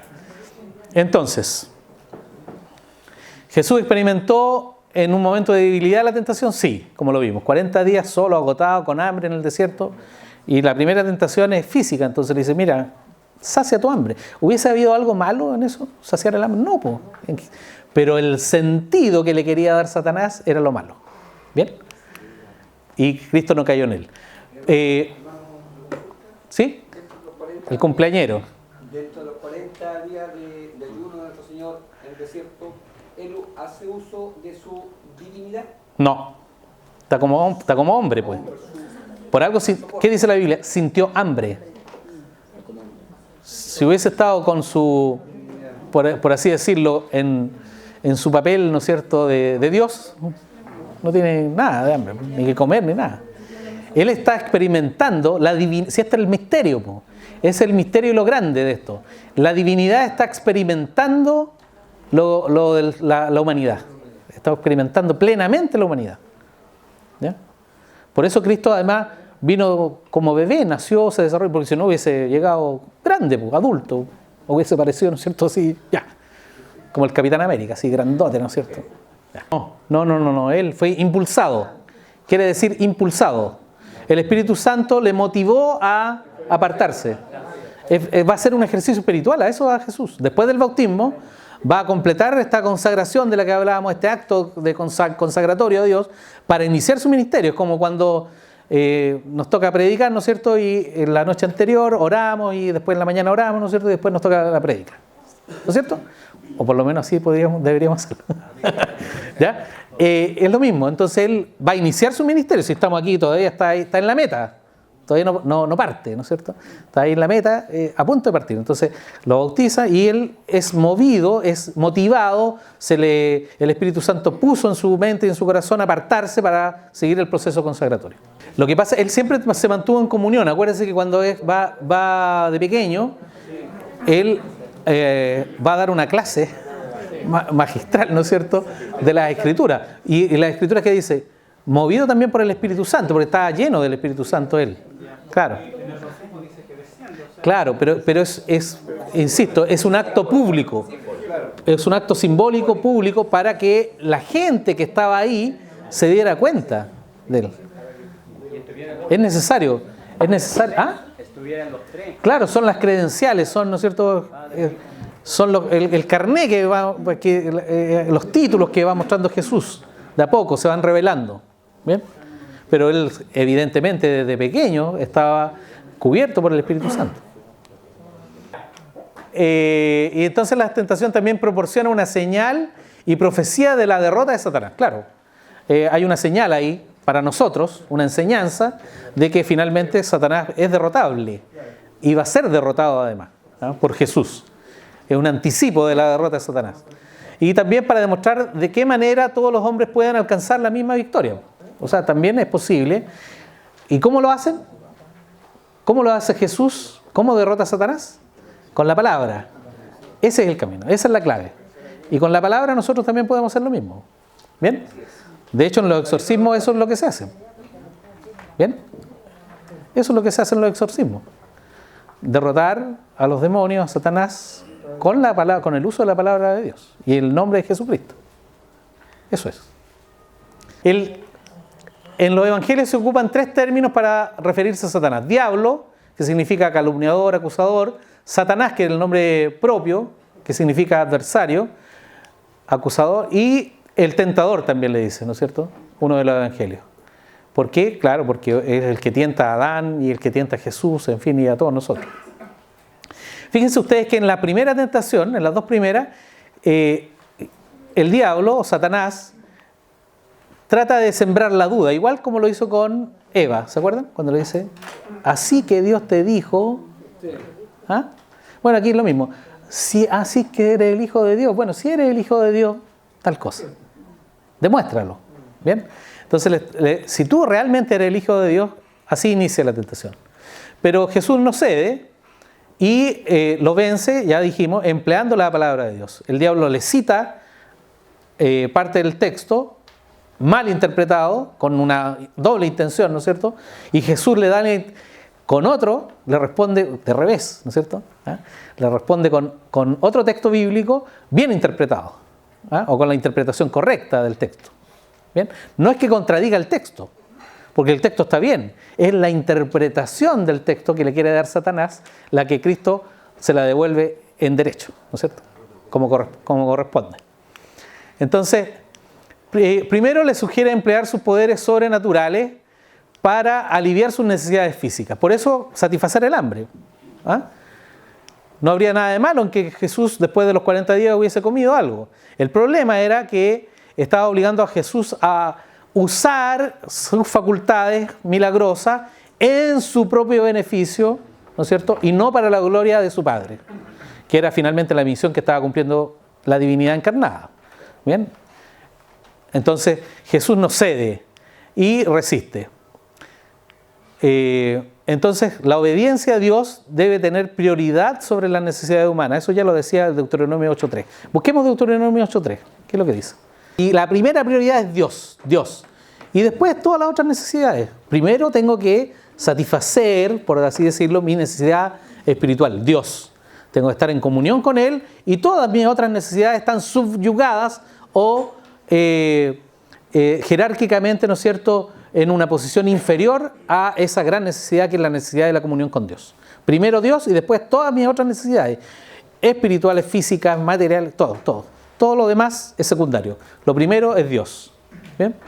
Vivimos por la palabra de Dios. La segunda tentación, la de arrojarse del pináculo del templo, es para poner a prueba el cuidado providencial de Dios.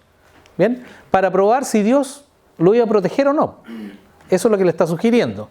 Pero eso es tentar a Dios. Si Jesús le hubiese hecho caso, lo más probable es que hubiesen llegado ángeles a recogerlo, ¿no es cierto? Y a evitar que cayera.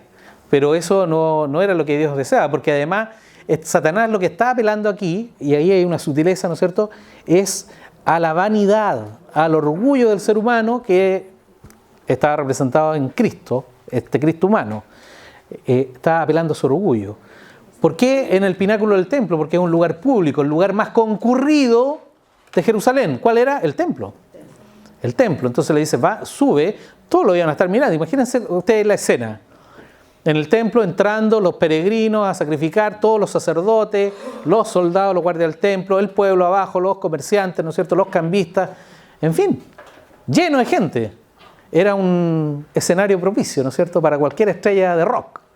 ¿Ah? Entonces ahí iba a estar Jesús arriba, en el escenario, ¿no es cierto?, iba a hacer un acto portentoso que iba a demostrar su poder, lo hubiese dejado encumbrado, ¿no es cierto?, todos asombrados. A eso lo estaba tentando el diablo. ¿Bien? A que hiciera eso, a que demostrara ese poder y que todos cayeran, ¿no es cierto?, arrodillados ante su presencia porque había realizado una obra magnífica, ¿no es cierto?, este milagro. ¿Ah? Pero Jesús no cede tampoco. Y le responde con otra cita con la correcta interpretación. La tercera tentación, la de ofrecer a Jesús todos los reinos del mundo, a condición de que le adorara, era la de obtener el dominio mundial, pero por un atajo, ¿no es cierto?, adorando a Satanás. Porque finalmente Jesús igual va a tener el dominio de todas las naciones y de toda la humanidad. ¿Bien? Eso está por cumplirse. ¿Ya? Pero el diablo dice, pero ¿para qué la vamos a hacer tan larga? Hagámosla corta y yo te la entrego, porque a mí me ha sido entregada en esta época, ¿o no? Claro, pues. Él es el que tiene dominio en la tierra. Está escrito. Entonces, como todavía es entregado a él, bueno, él se la podía haber traspasado, a condición de que Jesús le adorara, le reconociera. Y Jesús le dice que él no es digno de ser alabado, porque el único digno de toda adoración es el único Dios que hay. Y ahí lo echa. ¿Ven? Lo echa. Y él sabe que finalmente el camino va a ser largo, tortuoso, ¿no es cierto?, doloroso, que lo va a llevar a la cruz, incluso a morir, pero que al final el objetivo va a ser el mismo. Ahora, el Evangelio de Juan da a entender, en todo caso, que entre estos hechos, la tentación en el desierto, en fin, y el viaje a Galilea, habría pasado algún tiempo, que no es descrito, pero donde había tenido contacto con alguno de sus primeros discípulos, ¿bien? Y habría tenido lugar la conversación con Nicodemo. Eso aparece en Juan del 1, en el capítulo 1 y al capítulo 3. No se sabe bien, porque no está recogido en los otros evangelios, ¿bien? Pero Juan pareciera dar a entender que algo ocurrió. Estos hechos ocurrieron entre ese tiempo, entre las tentaciones y su viaje a Galilea. Que Juan da a entender entonces que Jesús viaja a Galilea cuando se entera que Juan es encarcelado. Y en ese tiempo intermedio habría ocurrido la conversación con Nicodemo, o habría ocurrido el contacto con los primeros discípulos. ¿Bien? Pero los otros evangelios dicen que tras el encarcelamiento de Juan, que vendría después de las tentaciones, Jesús se va al norte, a Galilea. Evidentemente va al norte también porque no es que Jesús tenga miedo, sino que además él necesita desarrollar su ministerio y por lo tanto evita cierto conflicto, o evita exponerse innecesariamente, ya que habían capturado a Juan, a que lo capturen a él. ¿Bien? ¿Se entiende, no? Y por eso se va al norte, a Galilea, donde había otra autoridad política. Acuérdense que estaban separados Galilea, Judea. ¿Se acuerdan? Ya lo vimos. Tenían distintos tetrarcas.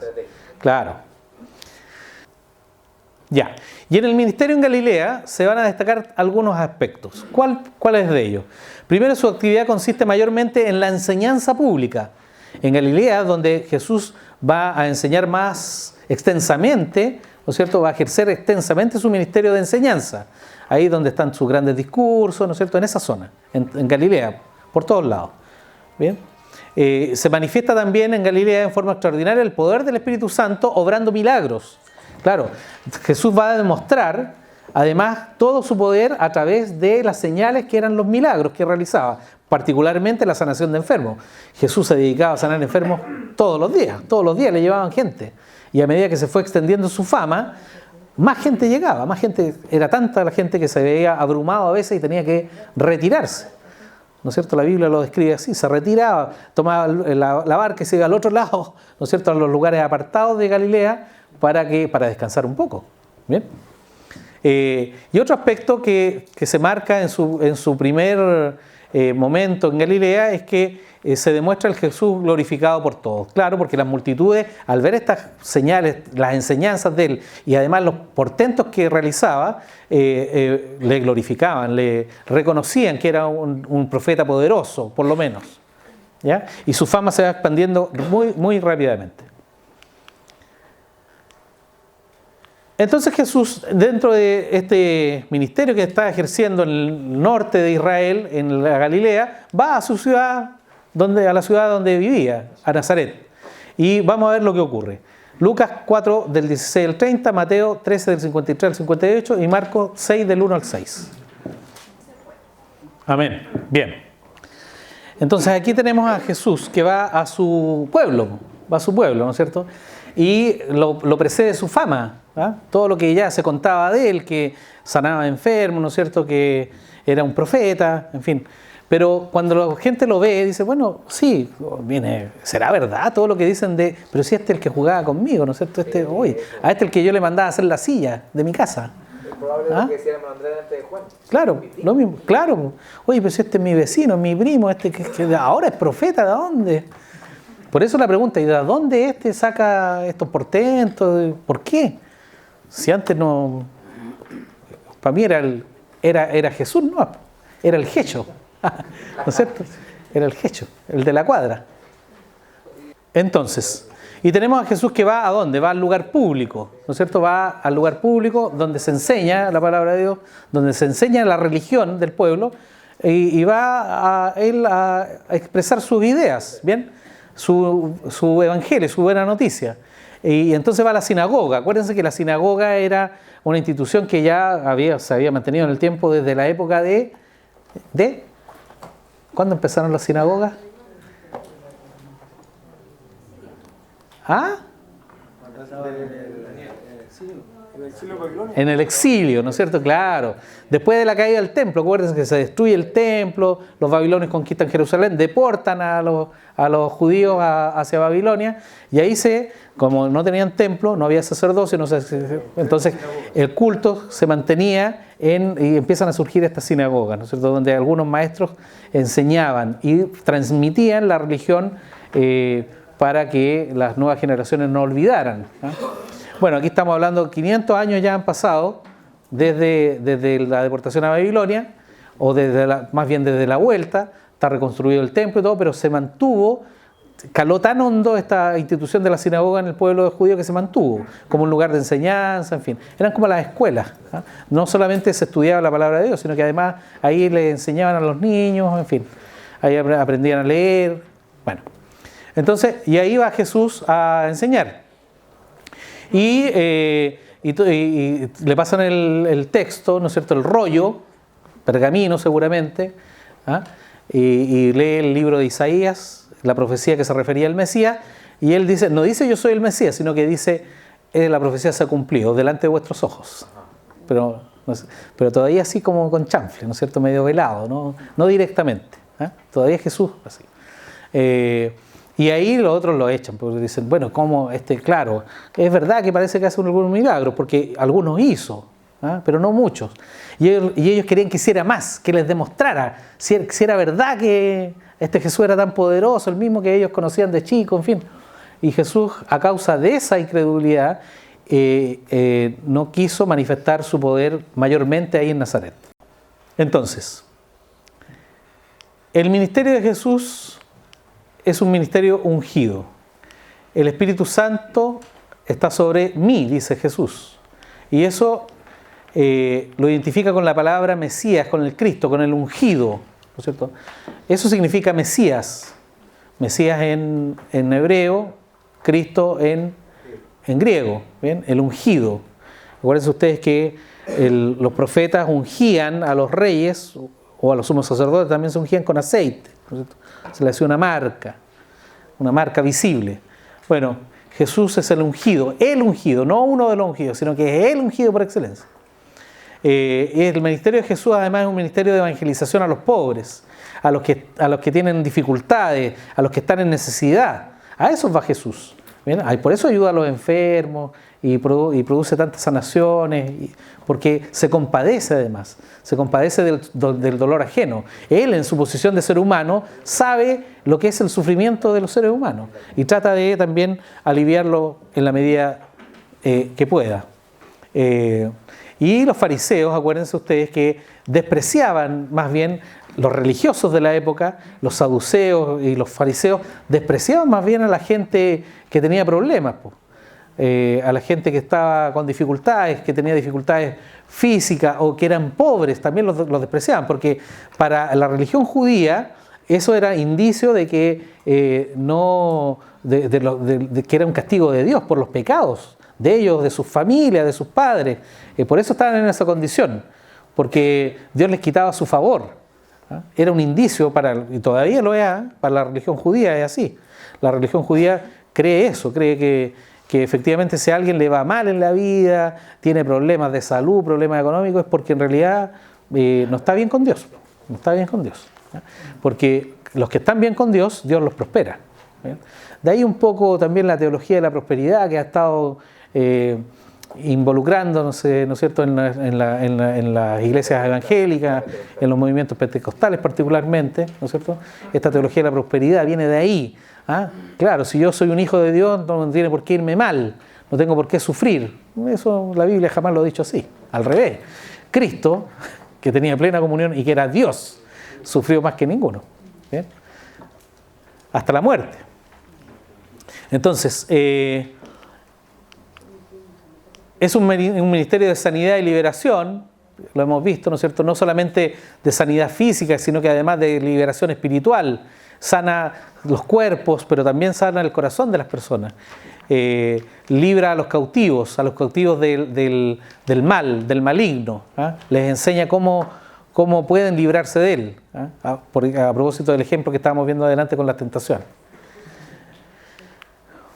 El ministerio de Jesús en Galilea también es uno que proporciona vista tanto física como espiritual a los ciegos.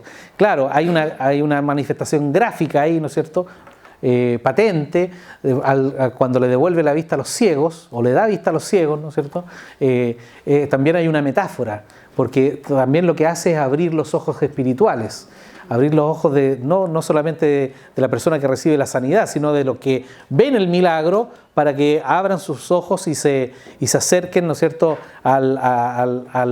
y se preocupen más bien de las cosas espirituales que de la materia. Es un ministerio que inaugura la era de salvación. Claro, él dice que viene en el año agradable del Señor. ¿Ah?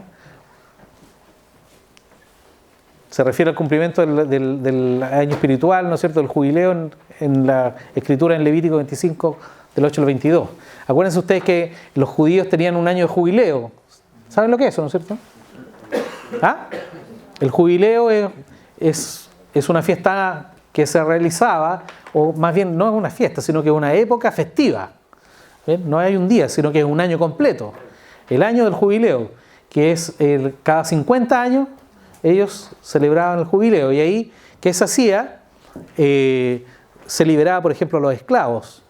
Se reponía las propiedades. Las personas que habían perdido la propiedad por deudas, el que la adquiría se la devolvía. Después de 50 años, pero era así. O los que estaban en esclavitud por deudas, que existían en esa época, eran redimidos, quedaban libres. ¿Ya? Y se hacían otras obras más, se ayudaba a los pobres, en fin. Eso es lo que se hacía durante el jubileo y otras cosas más. Cada 7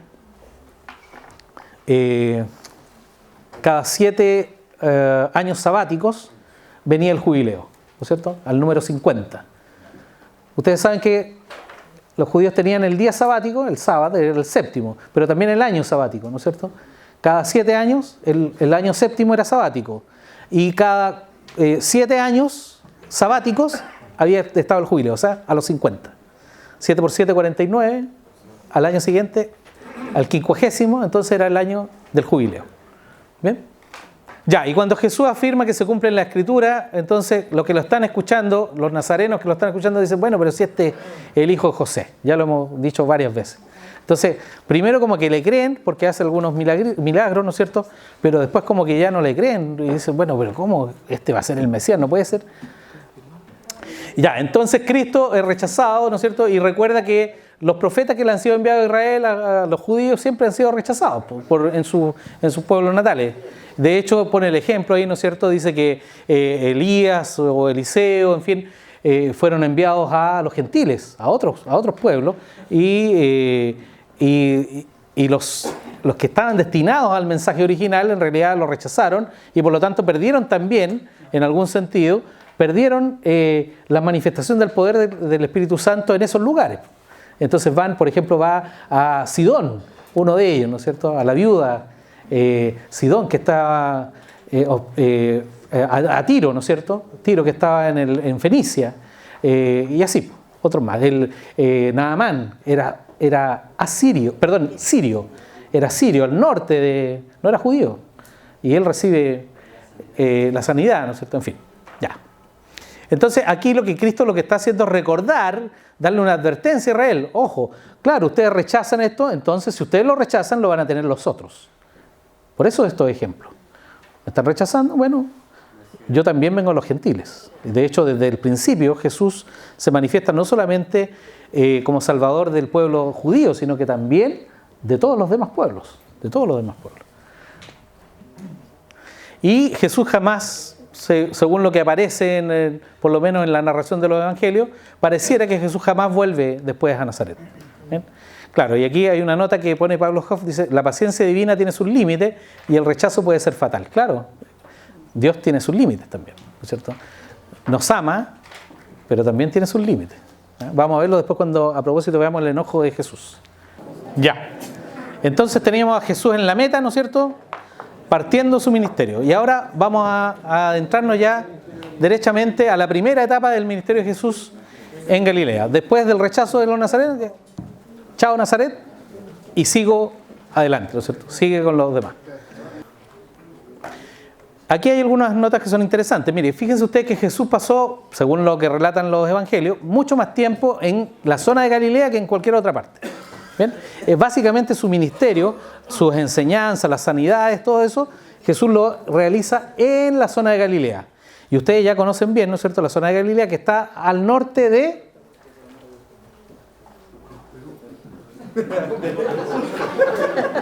al norte de Judea, po.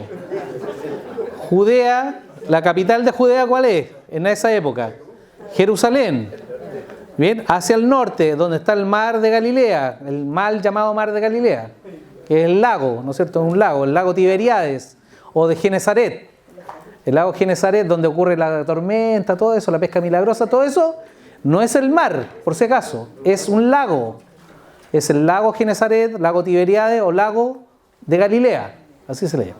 Bien, y en toda esa zona, alrededor de todas las orillas del lago, que es una zona muy próspera, con un clima tropical casi, ¿no es cierto?, o semitropical, Jesús va a desarrollar su ministerio.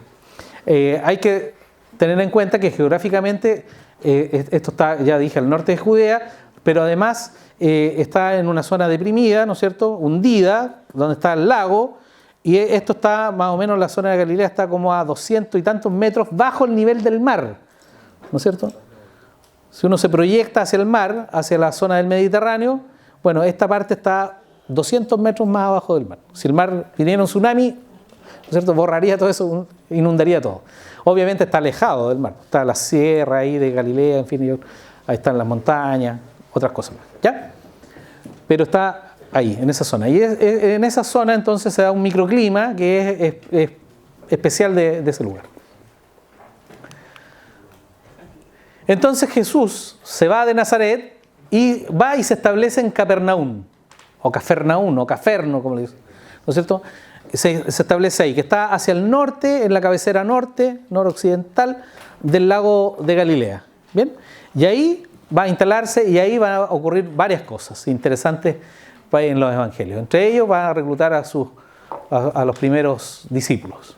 ¿Bien? Entonces se va a establecer ahí en Capernaum y lo va a utilizar como una base desde la que se va a mover. A veces se mueve por tierra, caminando, va a otras aldeas, a otros pueblos, o a veces se mueve cruzando el lago en bote. ¿Bien? Va en su barca, va de un lado a otro, de una orilla a otra al lago. Esto también estaba profetizado en Isaías 9, del 1 al 2, ¿no es cierto?, respecto de las tribus Zabulón y Neftalí, porque Galilea, ahí es donde estaban asentadas antiguamente las primeras, cuando se asentó o se repartió la tierra por Josué, ¿no es cierto?, cuando invaden esta zona los israelitas que vienen desde Egipto, ¿no es cierto?, invaden ahí y se es repartida la tierra a las tribus de Zabulón y Neftalí, le corresponde esta zona de Galilea. ¿Ya? Veamos lo que dice, es interesante ver lo que dice Isaías 9, del 1 al 2, porque Mateo, es Mateo el que va poniendo esta énfasis, ya lo dijimos, ¿no es cierto? A Mateo le interesa ir demostrando que Jesús va cumpliendo las profecías del Antiguo Testamento, porque a él le interesa que Jesús sea identificado como el Mesías. Entonces, ¿qué es lo que dice? ¿Alguien lo tiene? Isaías 9, del 1 al 2. Bien, ¿se fijan? Entonces, Mateo dice que el cumplimiento de esa profecía es la instalación ahí de Jesús en esta zona. ¿Ya? Entonces, y entonces Jesús empieza su ministerio público, ya no está en la sinagoga, sino que empieza públicamente. Yo me lo imagino en las calles, ¿no es cierto? Qué sé yo, usualmente usaba las orillas en el lago porque ahí era zona de pescadores, po. Y ahí iba la gente a comprar pescado, llegaban los otros con los pescaditos, ¿no es cierto? En fin, estaba el comercio, se desarrollaba ahí. Entonces iba a los lugares públicos y predicaba. No es que anduviese gritando, ¿no es cierto? Así, no, él iba, se instalaba, se acercaba a la gente y él conversaba con ellos. Y después se iba agrandando el grupo y más, y cada vez más grande. Así es como lo hacía. Aquí también Jesús va a llamar a sus primeros discípulos.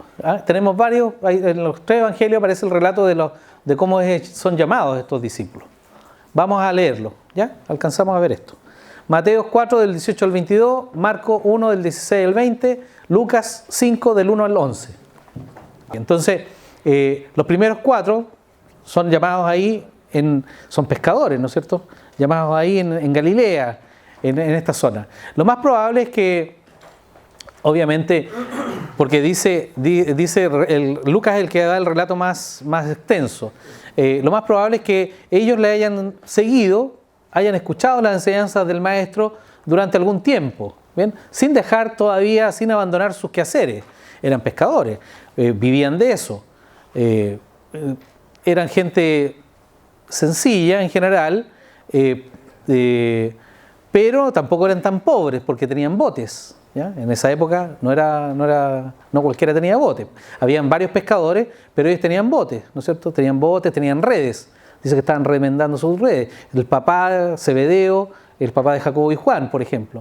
Entonces, si tenían redes, tenían botes, en el caso de Pedro también, era el dueño del bote, era el patrón. Entonces, bueno, tampoco eran tan pobres, ¿me entiendes? Tampoco eran gente rica, vivían de su trabajo. Y eran gente en general sencilla. Es posible, después vamos a verlo más adelante, ¿no es cierto? Hay algunos relatos que dan a entender de que no fue de inmediato que dejaron todo, abandonaron todo, dejaron su familia, su trabajo, en fin, y siguieron a Jesús. Sino que, a propósito de lo que dice Lucas, es una vez que se produce el milagro de la pesca esta milagrosa. ¿Bien? Una vez que se produce eso es cuando Pedro es el primero que se convence de que este profeta, este maestro que le estaba enseñando hace tiempo, al que él seguía durante algún tiempo ahí, tenía algo especial y era distinto del resto. ¿Bien? Y ahí es cuando abandona. Después del hecho de la pesca milagrosa es cuando abandona todo y se dedica 100% a seguir a Jesús como su discípulo, y abandona todo. Vamos a ver que Pedro era casado. Lo más probable es que su mujer estuviese viva, no lo dice el Evangelio, pero relata que tenía suegra, ¿no es cierto? Ya, entonces vamos a tener que Jesús está llamando a sus seguidores aquí desde este lugar. Fíjense ustedes que Juan, esto es lo que les estaba yo comentando, Juan relata que ya en Betania Jesús había tenido algunos discípulos, pero estos no habían abandonado totalmente el negocio de la pesca. Eso es lo que da a entender el Evangelio de Juan, que ya ustedes saben no es de los evangelios sinópticos. Juan además toma muy pocos relatos anteriores a la última semana de Jesús. Juan se concentra, ¿no es cierto?, en la pasión, desde la entrada triunfal, ahí se concentra Juan, en las últimas semanas de vida de Jesús. Y se refiere a algunos relatos muy brevemente anteriores a eso. Pero en Juan 1, del 35 al 42, se da a entender que estos discípulos ya estaban cerca de Jesús, ¿no es cierto?, pero no habían abandonado del todo. Y ese abandono, ese dejarlo todo para seguir a Jesús, se produce tras el milagro de la pesca. Entonces, estos 4 pescadores, 2 parejas de hermanos, van a dejar todo para seguir a Cristo. ¿Bien? Y Jesús realiza, dentro de su ministerio aquí en Galilea, en Capernaum, realiza muchos milagros. ¿Bien? Y estos milagros los usa como una ilustración de su mensaje. Poca gente comprende a esa altura que están ante la presencia de Dios mismo. Que poca gente comprende que Él, que ese profeta que les habla, que les enseña, que hace sanidades incluso, es el verdadero Hijo de Dios. Tampoco Jesús se lo revela. No se lo va a revelar hasta mucho después, ¿no es cierto? Él simplemente utiliza estos milagros como muestra de su poder y como una credencial del mensaje que Él está entregando. Lo otro que hace Jesús es liberar demonios, ¿bien? Liberar a la gente de los demonios, ¿bien? Va a liberar a personas endemoniadas, ¿ya? Y ahí hay un relato muy gráfico que nos sirve para ver varias cosas que tienen, que podemos aquí, varias enseñanzas que podemos extraer. ¿Alcanzamos a verlo, no sé si? Veamos Marcos 1 del 21 al 28 y Lucas 4 del 31 al 37. Este relato del endemoniado no está en Marcos. Perdón, no está en Mateo. Está en Marcos y en Lucas. Ya, Marcos. Bien, ya. Entonces, ¿qué podemos ver aquí? Y esto hasta aquí vamos a llegar porque tenemos que almorzar después y después viene nuestro hermano Eladio, ¿no es cierto? Así que en esta escena del endemoniado vemos a Jesús que está demostrando gráficamente que posee dominio, autoridad, no solamente sobre el mundo físico como lo hizo con la pesca milagrosa. ¿Bien? Ahí hay un milagro donde Jesús domina o muestra su dominio sobre el mundo físico, material. Aquí hay un milagro donde muestra y le demuestra al pueblo que Él además tiene dominio sobre las cosas espirituales y particularmente, ¿no es cierto?, en este caso, sobre los demonios, que tiene dominio sobre ellos. Ahora, ¿se fijan ustedes que el texto parte diciendo que Jesús entra a la sinagoga? Claro, Él a dónde iba, primero iba a la sinagoga, como lo hizo en Nazaret, acá también en Capernaum, va a la sinagoga a enseñar. Y está en medio de esta enseñanza y las personas presentes se maravillaban porque nunca habían escuchado a alguien que predicara como predicaba él, ¿no es cierto?, con la autoridad que predicaba él. Y es evidente, porque nadie va a tener la autoridad que Cristo tenía, porque él estaba hablando de su propia autoría, por así decirlo. Cuando leía el texto, era el texto que él ya conocía, él era el autor del texto. Entonces, el verdadero intérprete en derecho, cuando hay una ley, ¿no es cierto?, que tiene que ser interpretada, hay varios tipos de interpretaciones, la que hacen los jueces, por ejemplo, pero hay una que se le llama la interpretación auténtica. La interpretación auténtica es aquella que hace el propio Poder Legislativo, porque del Poder Legislativo sale la ley, ¿no es cierto? De la Cámara de Diputados y del Senado surge la ley. Entonces, cuando se hace una ley interpretativa, se denomina a esa interpretación que hace el propio Parlamento, se le denomina interpretación auténtica, porque es hecha por los propios autores, ¿no es cierto? Distinta a la interpretación judicial, porque hay un juez que es un tercero que no participó en la formulación de la ley, el que interpreta. Acá podríamos decir, ¿no es cierto?, que es más o menos parecido. Es el propio autor de las Escrituras el que está interpretándolas, ¿ya? Es Jesús, con su propia autoridad. Usualmente en las sinagogas, a esa altura, tan abultada ya estaba la ley oral. ¿Se acuerdan que hablamos de esto en la clase anterior? ¿No es cierto? No solamente estaba la ley escrita, sino que la ley oral, total y absolutamente abultada, con interpretaciones de rabíes y maestros que iban tratando de explicarle al pueblo la ley y cómo cumplirla. Entonces, esto ya estaba tan abultado que finalmente en las sinagogas lo que más se enseñaban eran esas interpretaciones más que la ley, más que el texto de la ley. Se enseñaba lo que el rabí dijo, ¿no es cierto? El rabí tanto, Maimónides y otros más, qué sé yo. No, Maimónides no, tuve un anacronismo porque Maimónides es posterior, o cuarto después de Cristo. No, pero lo que decían, por ejemplo, Gamaliel, el maestro Gamaliel dice tal cosa, eso es lo que se enseñaba en la sinagoga. En cambio Jesús iba y decía, no, la ley es esto es. Y por eso se maravillaban de que le explicara de esa forma. El propio autor estaba hablando. Entonces, exactamente. Y entonces estaba ahí y entre medio irrumpe un endemoniado. ¿Y qué ocurre entonces? Cristo se compadece de él, por supuesto, de lo torturado que había sido esta persona y decide liberarlo de la fuerza demoníaca. Y aquí, ¿qué es lo que vemos? Vemos entonces que Jesús manifiesta su poder sobre este mundo sobrenatural, este mundo que va más allá de lo físico, y que además estas entidades se le someten a Jesús. ¿Bien? Pero no solamente se le someten, antes vemos que el endemoniado reconoce a Jesús. Es una personalidad, ¿no es cierto?, que aparece, habla y reconoce en Jesús, reconoce en él al Hijo de Dios. Se lo dice, ¿no es cierto? ¿Qué tienes contra mí? Sabemos quién eres. ¿Ah? ¿Y qué tienes contra mí? ¿Por qué has venido para acá? Si yo estaba tranquilo aquí y vienes para acá a perturbarme. ¿Bien? Porque la sola presencia de Jesús en la aldea ahí lo perturbaba, claro, lo perturbaba. ¿Bien? No podía soportar la presencia de Dios ahí. Entonces, por eso se presentan. Y Jesús entonces finalmente termina expulsando estos espíritus inmundos, y se le llama espíritus inmundos porque usualmente estos espíritus demoníacos impulsan a las personas a cometer inmundicias o acciones indecorosas, ¿no es cierto? Pecados indecorosos. ¿Bien? Bueno, todos los pecados son indecorosos, pero más bien pecados orientados a la lascivia, qué sé yo, a la concupiscencia humana. ¿Ah? Claro, exactamente, visible. Y finalmente Jesús termina expulsando a estos demonios. No siempre las enfermedades, por ejemplo, están acompañadas de demonios. ¿Eh?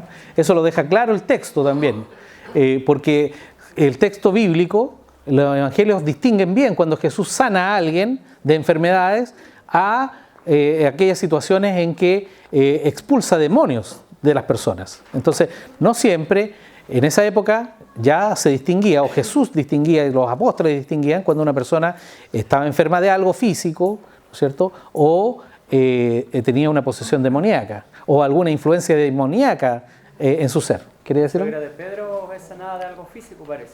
Exactamente, de una enfermedad. De una enfermedad claro, física. Claro, exactamente. Ya, no nos metamos con la suegra. Ya, entonces se distingue entre esas dos cosas. Y finalmente, ya dijimos que el endemoniado es liberado. Profesor,